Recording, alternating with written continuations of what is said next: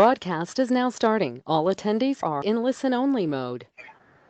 Hi, and thank you for joining us today, this afternoon, this morning, this evening, depending on where you are in your time zone. Dave Page is the director of the Pre-Hospital Care Research Forum at the University of California, Los Angeles.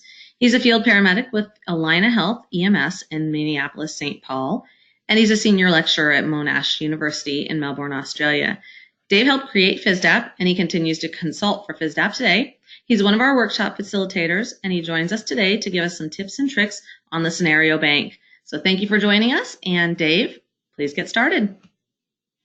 Thank you, and thanks for having me. And I see we have amazing people on this call, way more qualified than I am to talk about this. So it's really fun to see the Fisdap community come together in these webinars, and I hope that as people are tuning in, they feel free to ask questions and insert comments. There are some people who actually know the system better than I do, and that's really cool. And I always learn something from everyone, so please don't hesitate to reach out. I also want to share my contact information. I think many of you already have it, but it's personally satisfying to me when somebody texts me and goes, I just used something from the scenario bank, since that's what we're going to talk about today. Or did you know that actually by doing this, you can actually do the other thing? So please feel free to reach out and give me feedback. It's also really, I think, super important that we get a chance, if we can, to request information, because sometimes what I think people might be interested in knowing is totally not what they want to know. So if there's some topic for a tips and tricks webinar that you would like to see, please tune in. Obviously, it's summertime, so thank you for joining us on a summer day. And I hope to make this as interesting as possible so you didn't waste your time. So I'm looking forward to sharing this concept with you. As you know, we did a webinar recently on Appendix G and how we currently track Appendix G, or how we can track Appendix G. And we know that in the education standards and in the COA standards and in the National Registry portfolio, we have a request or a mandate, if you will, to do more scenarios, which is, I think, really important, and it's going to really help us be better instructors, better students, better clinicians. We're going to take better care of patients. So I'm a big advocate for us doing more scenarios.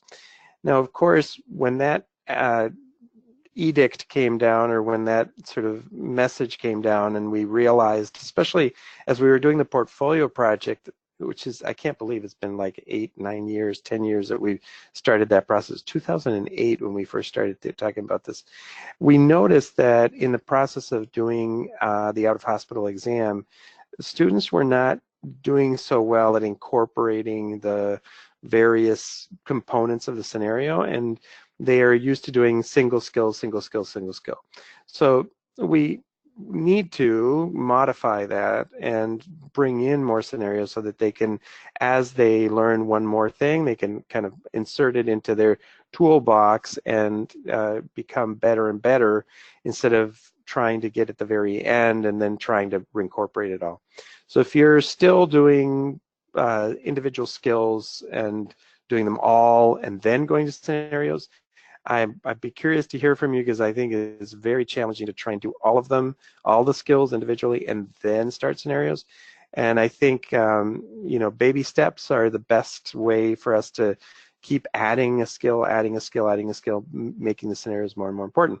I also think, as far as non-technical skills go, behavioral, affect, kind of customer service skills, I think those non-technical skills are really important, and we can start mirroring and reinforcing them in early scenarios where people are just shaking their hand, shaking the hand of the patient, explaining what they're going to do, introducing themselves, and learning those soft skills, which I don't know why we call them soft skills, but they're really important skills, and they're hard to learn sometimes, especially if you're a new generation that's just texting all the time.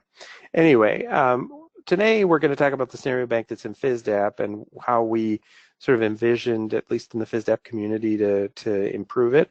As you are, I'm sure, all well aware, and if you're not, you should be, Fisdap is really a community. It actually bothers me to think of it as a product, because it's not really a product. It's more like a group of people trying to improve their situation. And the Fisdap Scenario Bank is no different than the way that the scheduler and the tracker and then the exam bank actually came together. We wanted a solution because we were stuck and we started seeing a problem that all these educators said, but if we just collaborate, we could add and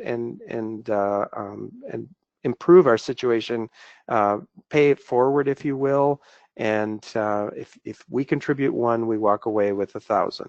So that's kind of the concept that has always been the gestalt of Fisdap, if you will. So we're going to talk a little bit about this, the scenario bank, and just again to remind everybody, these scenarios, as you add another skill, you add another scenario, the more the scenario becomes real, the more it really becomes a simulation.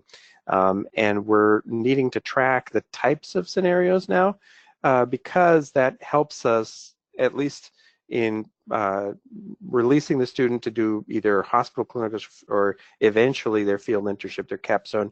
We want to know that they had contact with certain patients. If they don't, all throughout their experience, they can come back and do the scenarios in the classroom. At least that's what the new guidelines tell us with the accreditation. So step by step here, the first thing is to start at the Learning Center. So this is a tab that may not be familiar to some people. You may have just glossed over it because everybody goes to shifts in the calendar. But in the Learning Center, if you just click on the Learning Center tab, and if you're following along, that's great. And again, just in case you tune in late, please feel free to type questions. We could even try the feature where you actually get unmuted and we can try your microphone. Sometimes that causes complete total havoc, but that's okay. We're in a big family. So if you have a question and you want to raise your hand or you want to type it out or want to be unmuted, just send us a message in the chat room, and Jennifer can help us kind of manage the technology. So she's great at helping us with that.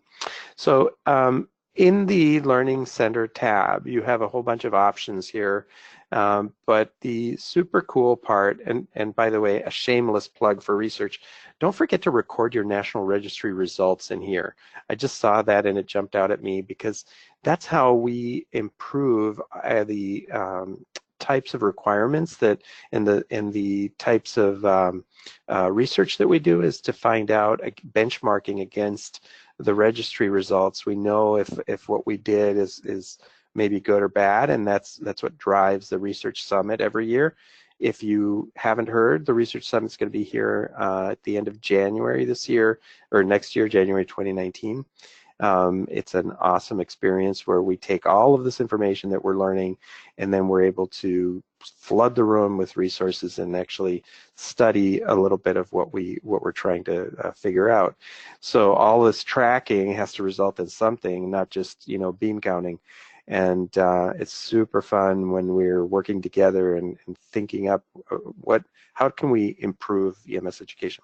So anyway, in this tab, we have access to Lab Scenario Bank, which is, there's also a button to submit a lab scenario, and I'll talk about that in a little bit. But first, let's go to the bank.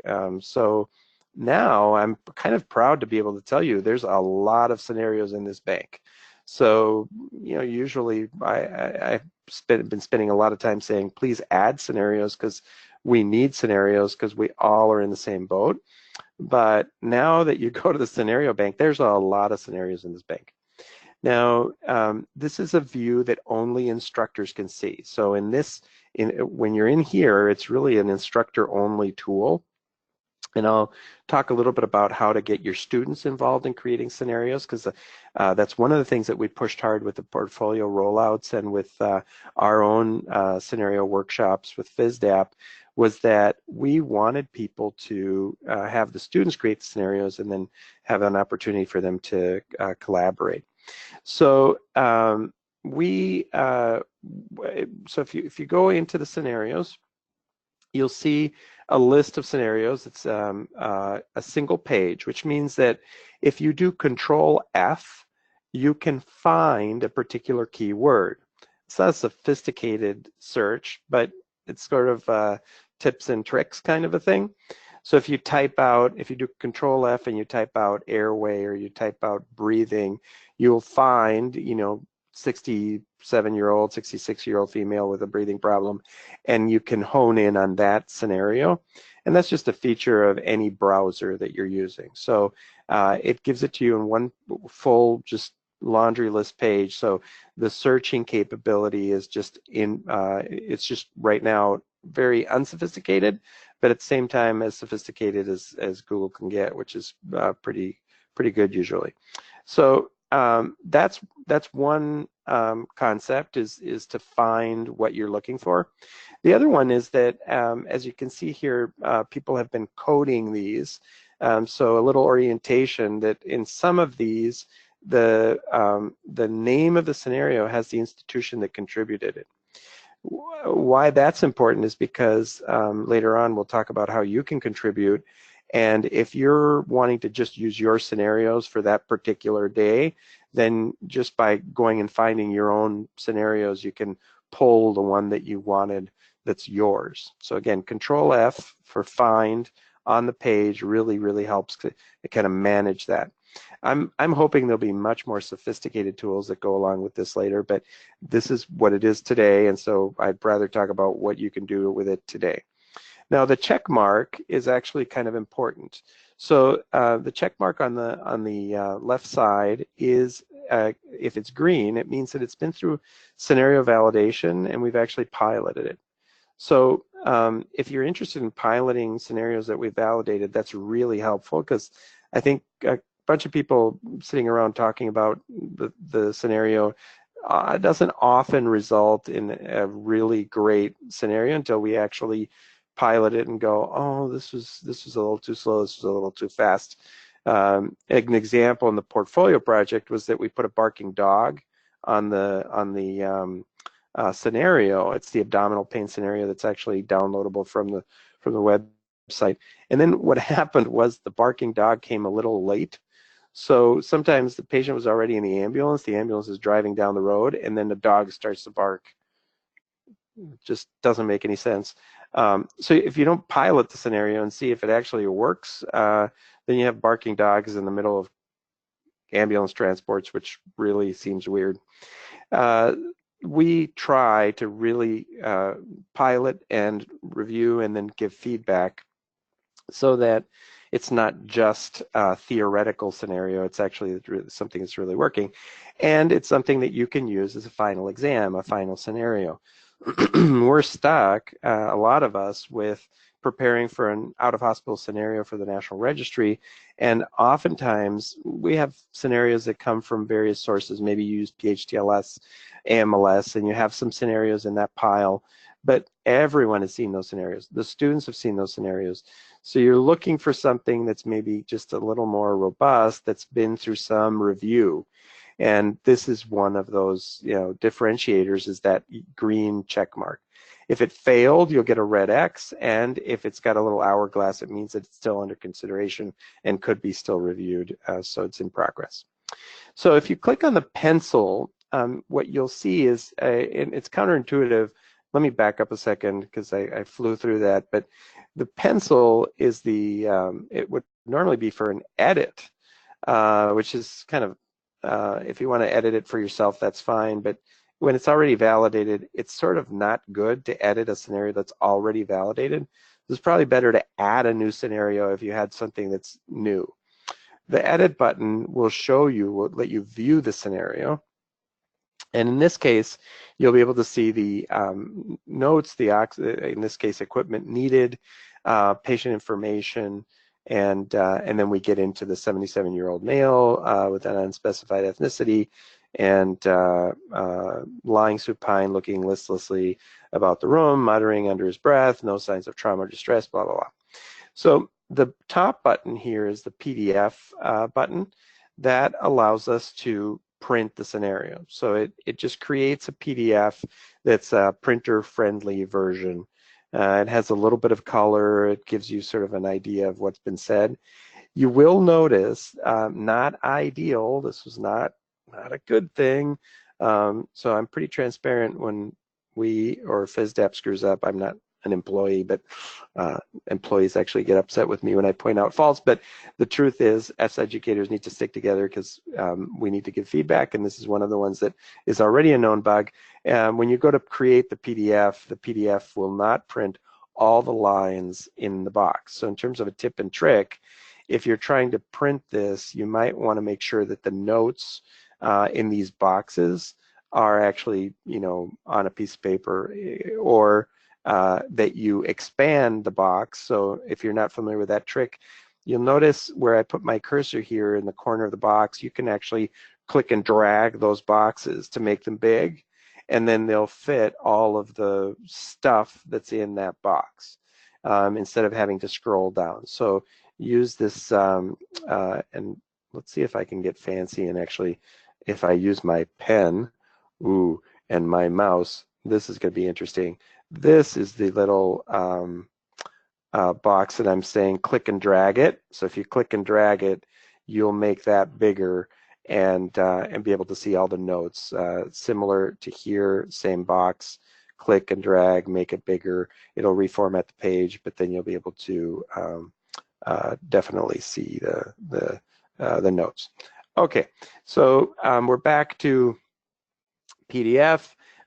The other super cool feature that's in the scenario bank, newsflash, if you're not familiar with this device, it's the iSimulate device. It's an iPad that's in a case, and we can download scenarios onto the iPad. So I'm curious, there's a bunch of people on this webinar, perhaps even maybe 100, and I'm real curious to get your feedback about this is something that is good, wanted. We are working with that company, so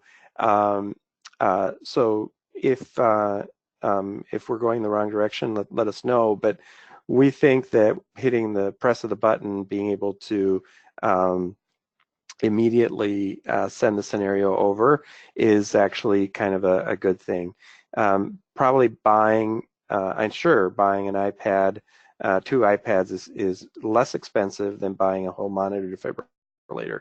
And the mannequin that would go with it, these you can actually hook up to a human, and because you're controlling it from another pad, you send it signals without having to have a rhythm generator. So there's a lot of things we want to do with this kind of input.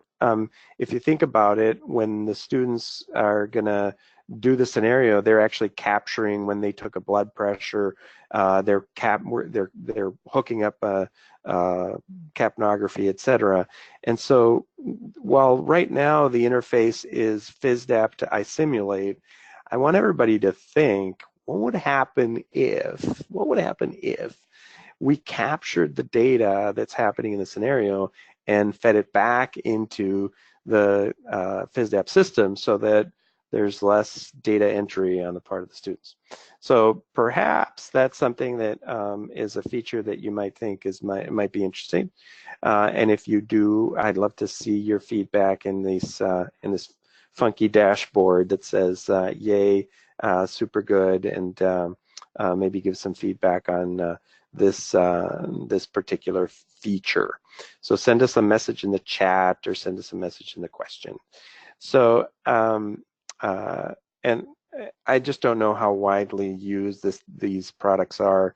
It does allow you to show the screen of whatever unit you're using. So if where I work, I'm using a Zoll, or we're using a LifePack, then it can actually show you the screen that's the device.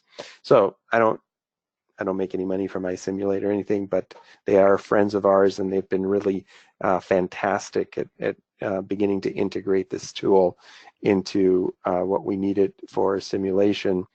When you click on the button, just so you know, in case you do have an iSimulate, it will create an ASZ file. It's like if it's a Word doc, it's .doc. If it's a PowerPoint, it's .ppt.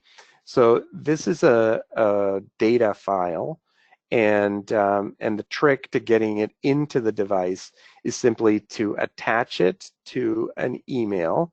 Once you attach it to the email, it will you'll email it to that. Every iSimulate has its own email address. You know that when you send it up, it's got its own setting, and so once it arrives as an attachment, you just open it and save it, and now it's in the device and you can use it. I find it extremely helpful to actually have the students do some of this, because they, in my world, I want them to be running the scenario, and then I can facilitate and watch and help, rather than me getting my head buried in the thing. So anyway, so the name of the file might be MA0318. You email that as an attachment, and then it comes into the device. Okay. And I'm going to pause here because there was a quick question from Bill Young. Has anyone used these scenarios in practice for the National Registry oral station? Yes, absolutely. So there's a whole bunch of programs that are using them, not just to practice, but selecting a few of them and making those their final exam. Wouldn't it be cool if, Bill, here's my research head going on, we had a standard set that we used at the conclusion of one semester or at the conclusion of the paramedic programs, and we compared how people did. If we offline, we can email each other and go, let's use these 4 or these ones for the final, and then see if those were more or less predictive and assisted us to improve that.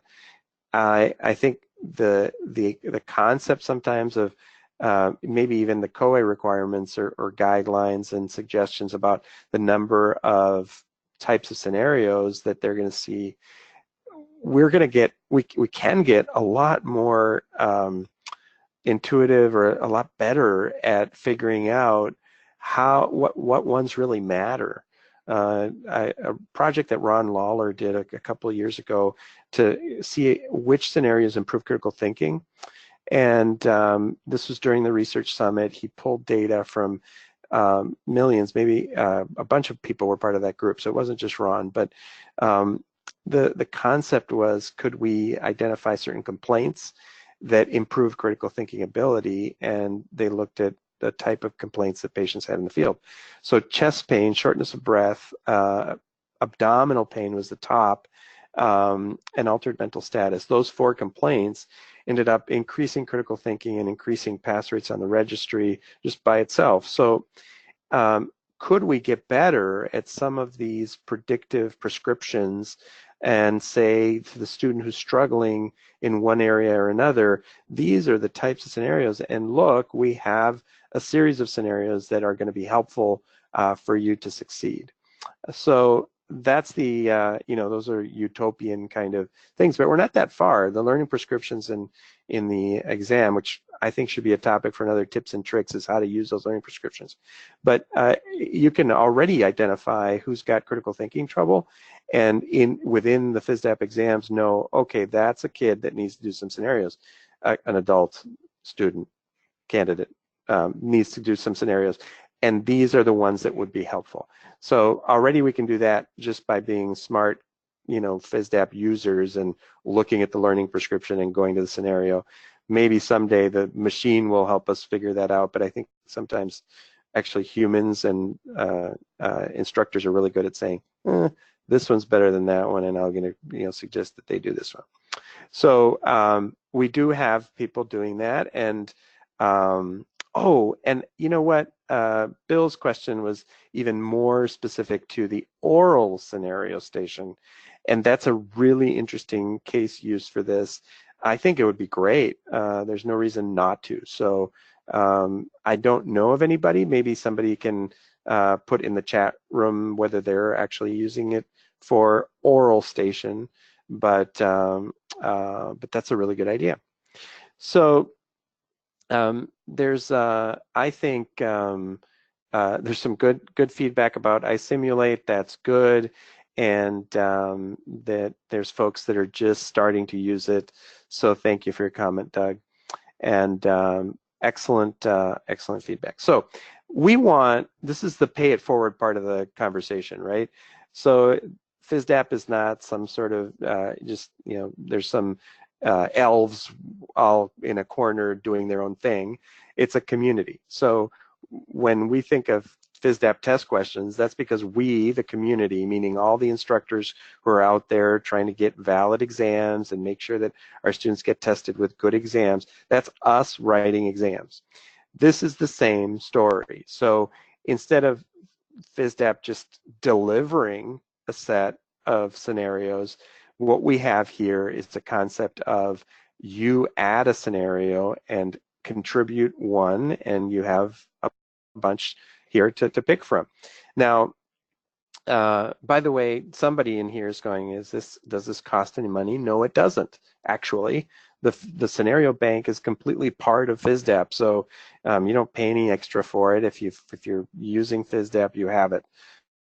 Maybe I shouldn't have said that loud, because then maybe somebody will start charging for it. But at the moment, there's no charge, so take advantage.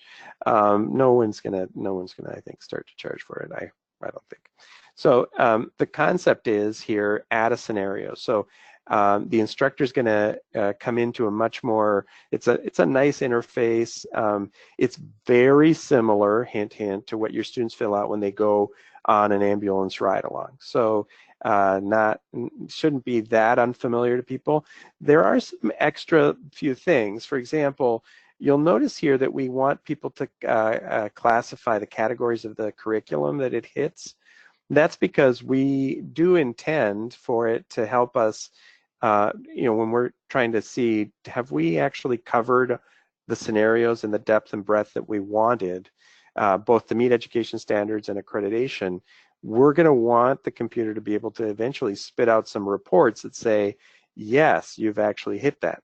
So by using this in the bank, what we're doing is creating a large pool of resources that can then be pinpointed for, okay, these are the scenarios that are maximizing our skills that meet accreditation guidelines. So I could envision, once we get going and people are really using this well, the ability to see, okay, this is how many scenarios it took for my students to actually hit all the points that were in part of the accreditation piece. Fisdap, I sound like a broken record, but it's all about research. It's all about us working together, not just to meet accreditation guidelines, but how to improve education. So if we can tag these properly, then by us, when the time that it takes us to enter these and tag them, then it helps the entire system know to better search for them later. So the other piece is we will obviously just have, kind of general information, sample, open curiosity, those sorts of very simple things. But there's also a spot where we key it to the primary impressions, which are the ones that allow us to get reports. And once you're in that mode, the matching up the impressions with what we want in reports is going to be really, really fun. Right now, these are separate things. So I don't want anybody at the moment to think, gosh, if I do it this way, then it'll pre-populate a report that goes for my accreditation. We're not there yet. What we're doing is using similar language in both cases so that we know what we're entering. Now, this is really helpful. If you're going to go practice scenarios and print this, you can hand it to one of the students that's tracking. I usually recommend that we have a group of students giving the scenario, a group of students responding to the scenario, another group of students that's watching and documenting. That way, the documentation is all done right there when people are doing the scenario. So if the students watching know the type of scenario it already is, they're prepared for it, they can just begin to populate or enter that. Not auto-populate. It doesn't auto-populate. They're going to enter it, but it's going to match. So helpful there, I think, if you think about kind of pre-planning that way. Another kind of tips and tricks. So Interventions, similar to the interface the students see when they enter a run. But what you're going to see here is that you can label an intervention as essential. So let's assume there's a patient struggling to breathe and it's because they have plugged trach tubes. So we're going to do some suctioning. Maybe that's a BLS skill. Then we're going to ventilate. Maybe that's ALS. So you can indicate these are things that the EMT assistant, who's part of the EMT class, or just an EMT, not just an EMT, never just an EMT, who's an EMT, who's in the scenario, so this can work for BLS or ALS. And what we're going to do is really weird to try to make a joke when you say something stupid, but you can't hear anybody laughing. Thank you. Okay, somebody wants to put a ha-ha on there. I'll know you're listening, not kind of completely asleep. Oh, Okay. that's great, Dave. Oh, there you go. Thank you, Jen. I feel Welcome. loved. I feel loved. I'm so codependent. I need my audience. If anyone Okay. wants to send me chats of ha ha ha, I will send each one to Dave individually. Oh no. Ah! So, so I entered this earlier to show you. So you can actually delete something, and it'll tell you, oh, do you want to undo that deletion, and re-put it in there. But what's really cool is so you can delete it. You can these normally in Fisdap would account for evaluation and link it to skill sheets, etc. But the cool thing here is that these you can grasp them. So you can grab them and move things up and down. And so what happens is when you want to say, okay, this is more serious. So a successful IV here was important but not essential. You can actually drag it up and drop it where it says drop the skill here, or you can drop it in not important if you think the IV is not important. So it's a nice way to prioritize what is going to be actually essential, which I would call critical criteria, and reason for failure while you're entering this. Important would be better get it done, and not important is, well, if it got done, great, but not. These help us in the scenario validation process. So if you've been to one of our workshops and have seen how scenario validation happens, it's actually quite a complex kind of a thing. Scenarios take a lot longer to validate than multiple choice questions. It's like there's a series of multiple choice questions inside of one big multiple choice question, which is how would you handle this patient? So it's a bit of a challenge to validate scenarios, but it's an art, and it's fun, and it's interesting. All scenarios have a curveball. So this is, I really want you to think hard. Please don't do barking dogs and vomiting and low blood pressure. That's like the three things that are always in every curveball. The idea was that with the curveball, and it's not to try and trick the student. That's not it at all. The idea with a curveball is just situational awareness. It's can we, in the process of designing scenarios, have people begin to think with their heads on a swivel. Most scenarios, when done out of just history, I guess, I've been doing this for over 30 years, and it seems like every scenario we've had, it just stays the same. If your treatment is off, maybe you alter the EKG or the blood pressure, but in general, it's the same. And the only time that the scene is unsafe is at the beginning when you say, is my scene safe? And then never again will you ever find an unsafe scene. So the concept of patients who have fluctuating symptoms and actually catching those changes is something that Dr. Callahan wrote a great research paper on. It was published in PEC about how it is that we have very complacent care providers in the backs of ambulances who are not looking for a change. They're not hypervigilant about the possibility that something is not going to stay the same. So that's the concept here, is that there's always a change, always. So I'd rather graduate paranoid EMTs and paramedics who are always looking around going, what's going to happen? What's going to happen? Than people that are just kind of sleepwalking through calls and then go, oh, I guess we must have lost a pulse I thought they were just sleeping. Hello. Let's make sure we're alert to what's going on in the ambulance. So that is the purpose of this, and I just entered an example here of at minute 5.5 in the scenario, the patient's daughter arrives with new information, and the daughter only gives the information if she's asked. Otherwise, she's either consoling the patient or something. So I get the blah ha ha's. Now they're coming. Yeah, I shouldn't have asked for that. Okay. Then the other piece is the critical failures. So if there's a timing issue on a particular intervention, and we think that they should possibly suction within 2 minutes, then this is the spot to put in that's a critical failure if you don't suction when you're in process. So that gives us a much better definition of what a critical failure is.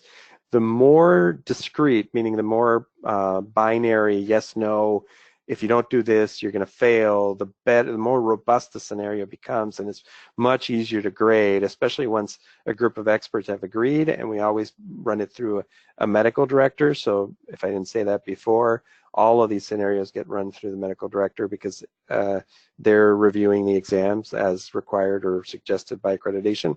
So when we say greater than 2 minutes without suction, you fail, the student can go, well, I was about to do that. And you can say, well, 2 minutes is that kind of timeline, if that's what people decided. I just put that in arbitrarily, but we have to see if it's even realistic, and that gets done in pilot. So when we say 2 minutes and it comes out of thin air and the students are actually doing the scenario, that's when we see, oh, wow, it's really hard to suction within 2 minutes. They have to get all their gear out and they have to recognize it, and nobody did it in 2 minutes. And that's when either the number goes up or it goes down because somebody says, are you kidding me? Hold your breath for 2 minutes. You can't even do that. So they should do it quicker, and they can do it quicker. And if they're alert to it, they will do it quicker, maybe. So this is where it really helps to have those review sessions. All right. Now, let me pause here for a minute and see if there's any messages or questions. Jen, keep me honest because there's a lot going on in that chat room. That's a question from Sahej. Sahej! Hello, Sahej. If we have a ton of scenarios that are written but no time to enter them into the system, oh no, yes, Fisdap will enter them. So no worries, send them just like we do test questions and even evals. If you send them over to Fisdap, info@fisdap.net, they will enter them and they'll be in the system. And just, I would suggest that they code them with the name of your school so that it says Santa Fe Community College, so SFCC, and has a number next to them so that you can find them very easily when you want them. And then they can just go right into iSimulate. How cool is that? No more time, no need to sit there and program iSimulate for everyone. So here's another question from Rhonda Lamb. Can the scenarios be categorized by level of difficulty? No, at this moment, the scenario bank does not do that. So if at the moment, if you will, this is a really good question, Rhonda, because cut scores, right? So pass fail comes from identifying some of the difficulty and seeing just how much people get done. So not all scenarios are created equal, and it's super easy for the review teams to assign a cut score, like you better get near 100 of these points or maybe get 70% of these points. But that's a process improvement kind of project that I think in the review sessions could happen. And I think it's helpful. And at the moment, it's not there. So I would say great suggestion. See, I told you I would learn something. Thank you, Rhonda. There's a question from Doug about scenarios download to iSimulate Instructor iPad or the actual iSimulate iPad. It's the, so there's a controller, I wouldn't call one Instructor and one because I like the students to have it, but there's a controller and then there's the screen that's the defibrillator. It's emailed to the one that's the controller because that's where the scenarios live, I believe.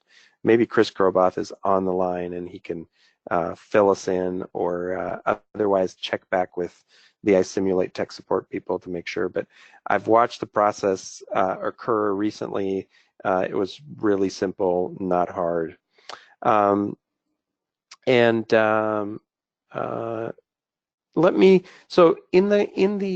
to come back to this concept of students.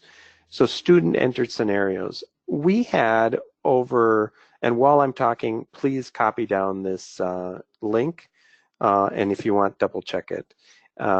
So we had suggested for a long time that students be the ones creating some of these scenarios because they know what they need, number one, to meet their requirements, but number two, we want them to actually act out the role of the patient, learn the disease process, and we're saying it's really important for us to evaluate and see how they're thinking about the scenarios, but it also just helps with the generating of the quantity of scenarios that a group of students is going to have to do during the class. So the group that's giving the scenario is learning just as much about the disease process and the treatment as it is as the group that's responding.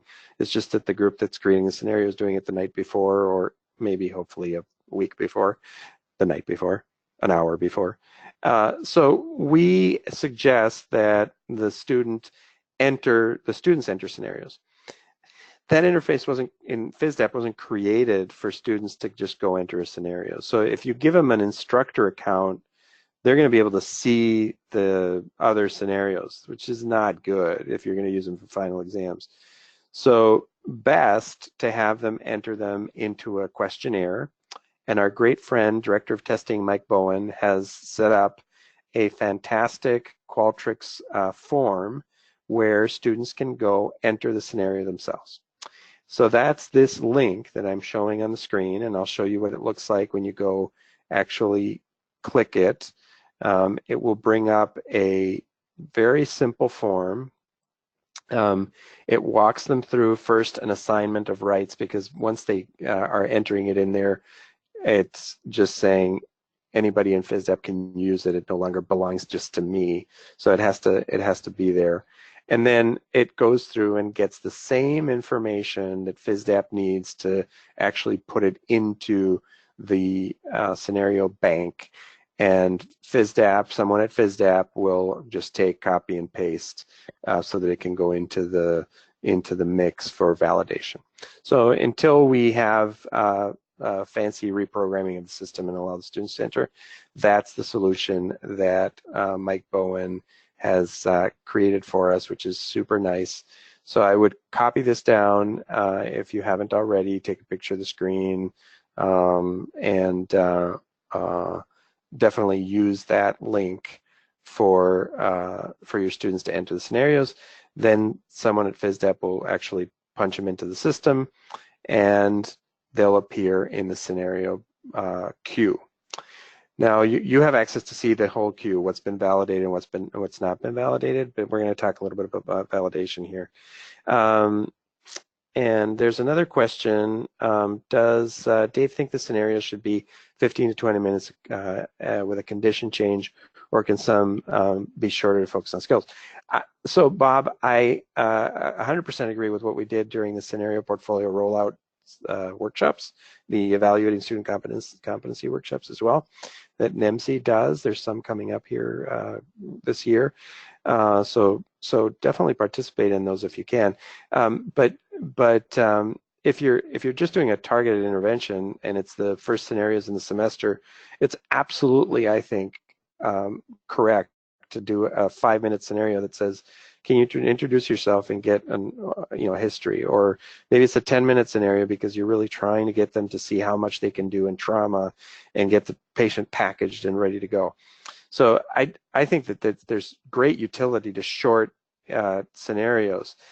I think that when we're going to really do a scenario like a full scenario, I would say 20 minutes is the number. 30 minutes gets a little long. It's possible, but that's just my opinion. I don't think anybody's done any research on this. So 20 minutes is what we came up with the registry project. When we tried in the first pilots to do it in less, we had a problem. It was 15 minutes was too short. So students couldn't actually achieve all the interventions that we wanted them to achieve. And it's amazing what they don't accomplish in 20 minutes. But then again, when we put instructors to the test and said, instructors do the scenario, and they couldn't get it all accomplished in 20 minutes. So I'd say 20 minutes is max.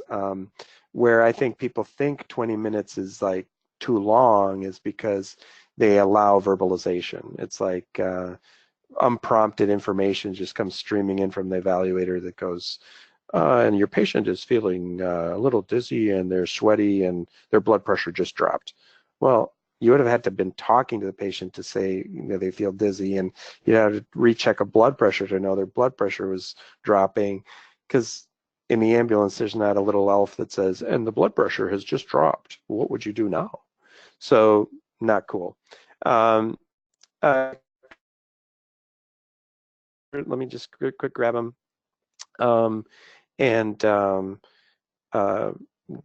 Tips for assessing scenarios in a semester A to F format. Yeah, absolutely. So first of all, I do think that high stakes testing in a paramedic program really mostly should be pass-fail. These are not norm-based exams, norm reference exams. They're criterion-based exams, and if you've been to a workshop, you know what I mean, but it's a criteria. It's a pass-fail. It's not like that was a nice IV, but that was an even better nice IV. It's like you did the IV, it was successful, it's done, and those are summative type evaluations. If on the other hand, you're looking at doing more finite, better, more granular, more specific kind of feedback, then we have students that have a check sheet. They've got it in a booklet, and they're actually grading. You know, you should have swabbed that IV one more time, or you should have, you know, it was messy, that didn't work out so hot, so you can maybe it's not as hygienic and they drop a point or something like that. So there's ways to deal with that in a very discrete manner that's very, and discrete by that I mean binary specific, that does give feedback for that particular skill, and then agglomerate all that into a scenario grade. I highly encourage you to make it about critical criteria, pass, fail, and then really where they get their semester grade A through F is having met all of the different scenarios that they needed to do for their portfolio. So I think it's, you know, semester grades are made up of all sorts of things: attendance, how prepared you were, how, you know, whether or not you took feedback well. There's all sorts of affective and cognitive other pieces to that. So I think grading each scenario really should be, in my opinion, that was a pass, or that's here's some critical criteria need to be redone. Okay, another one here from Christian. It's essential to fill out individual skill evaluations or evaluation on the entire scenario. I covered that in the Appendix G webinar. I encourage you to go look at it. I'll give you a link at the end. But the individual evaluation sheets in a summative final exam do not need to be filled out.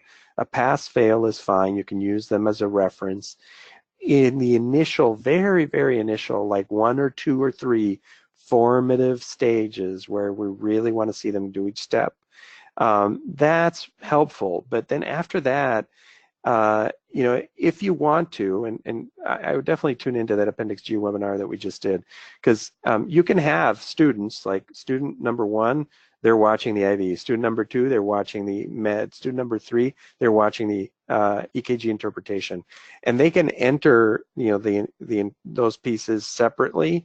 And in Fisdap, they live in a separate drawer, if you will, and so you can have those as evaluations that are much more detailed.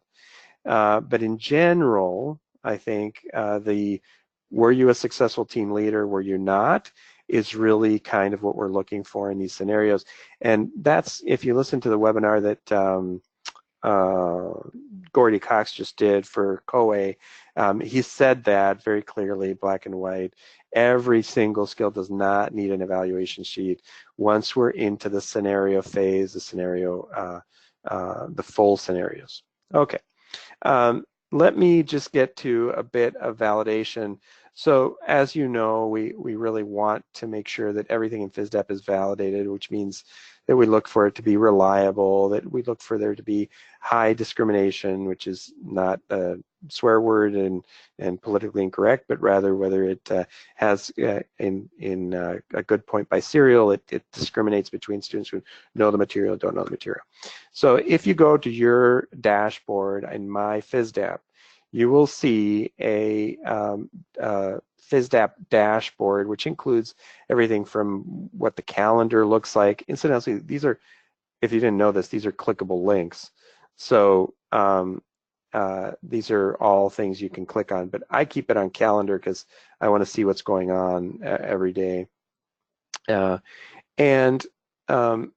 that, if you scroll down, so this is down further in the page, is Fisdap testing review group reviews. So this is a view from this morning, and you can see that Tim is doing a scenario review. So a lot of these are at the moment they're item reviews for so these are focused on written multiple choice questions. But on July 20th, Tim is doing at 1500 hours Central. Tim is doing a scenario review. And that's, today, that's the only one on the board, but they come up and up and up. So we want all these Webelos to be checked because we would like to have at least 3 subject matter experts and 1 board certified physician that reviews these, and everybody links up via an online webinar to do so for that initial review. Then we have to pilot them with actual students and see how they do. As you probably know, but maybe don't, every time you contribute a test question or scenario, that your school gets a reward. So depending on how many points you have, you can get discounts for your groups. So, so your students get to pay less, or you can have preceptor training, or whatever you want to use your Fisdap rewards for. I'm not a good person to ask, and maybe I just put my foot in my mouth, but they're usually very helpful for people who want to save some money, and if not, it's helpful to contribute because you want to keep track of this. Obviously, when some site visitor comes rolling around for a site visit, if you show us that you've been actively participating in creating and validating test question scenarios, that you've been looking at the ones that don't work and revising them, that's what accreditation is all about. So Fisdap was always intended to help us achieve better education, better testing, better, and accreditation is like the cherry on top of the icing on top of the cake. It's once somebody comes and takes a look at what you're doing because you've been doing so well, that's when people say, wow, that's really super cool. I'm glad you participate in this. And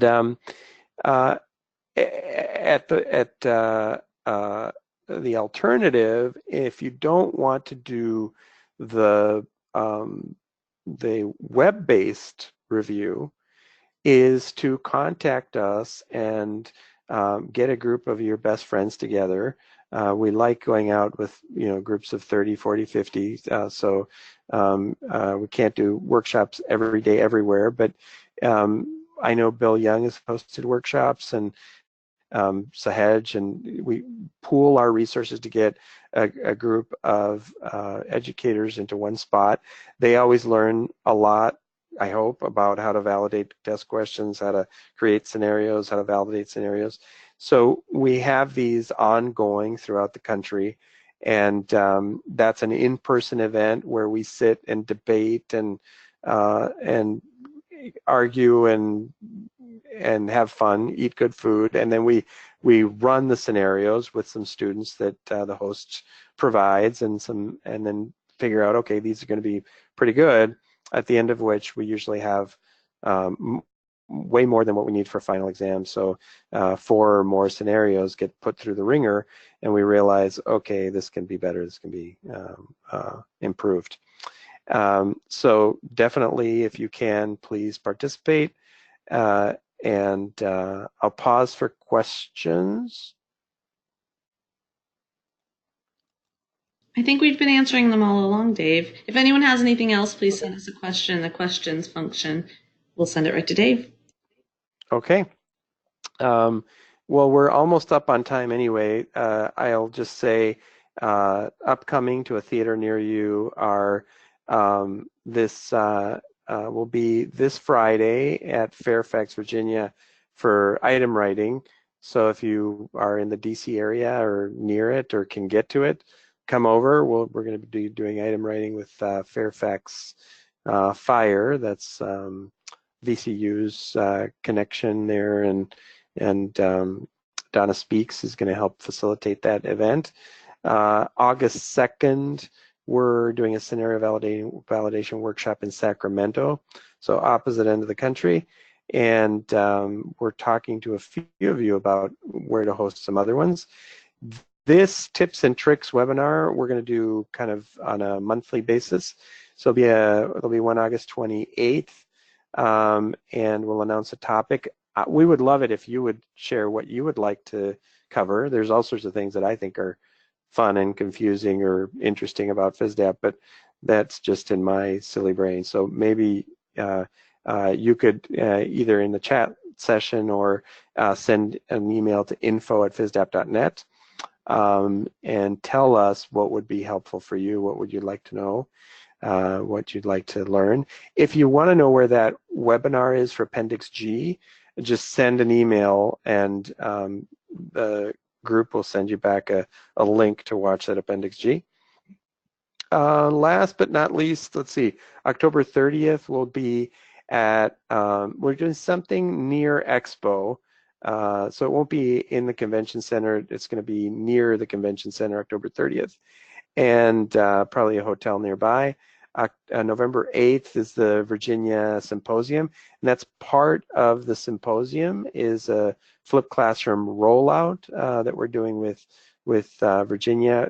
We just released a flipped classroom EMT, an entire EMT package that's completely flipped from A to Z. So if you haven't seen that, contact your JBL rep, but it uses Fisdap, and so I thought I'd put it on this list. And then shameless plug. Don't get me in trouble, Jennifer, for using Fisdap airtime to promote research, but every second Monday, we have a clinical, at noon Central, we have a clinical journal club. So we take an article that Tony Fernandez actually publishes a review on in EMS World, and we discuss it online. Please have your students tune in.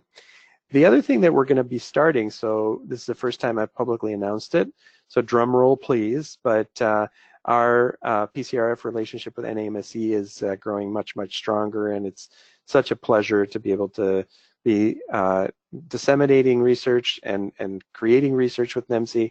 So if you are going to be in DC, please come to the abstracts. It's going to be very interesting. And drum roll please, we are going to start an education research journal club.